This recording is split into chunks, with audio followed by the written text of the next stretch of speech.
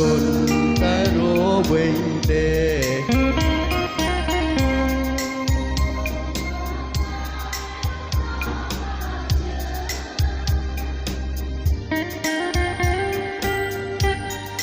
មកតាមតុងជួ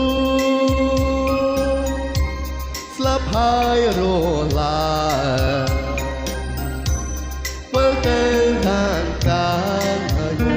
កទៀនណា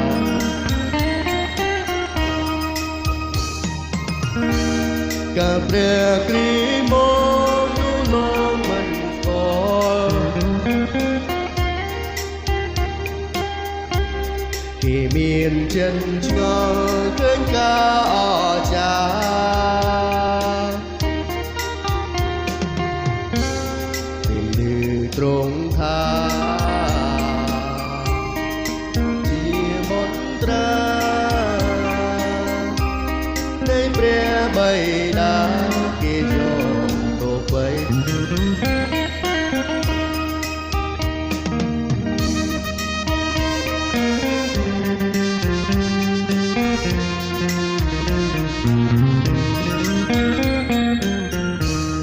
រូបមានដោស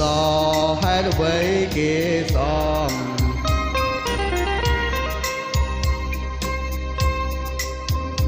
ទ្រង់សំត្រូវជឿរីងរៃ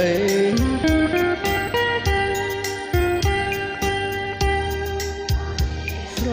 ឡាញ់ទួស្លាប់សិនស័យរវិញក្មៃចាប់ទូ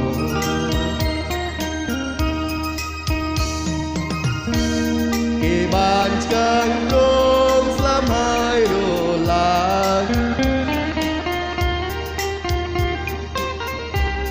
ជាងមកកាងហើយការប្រោល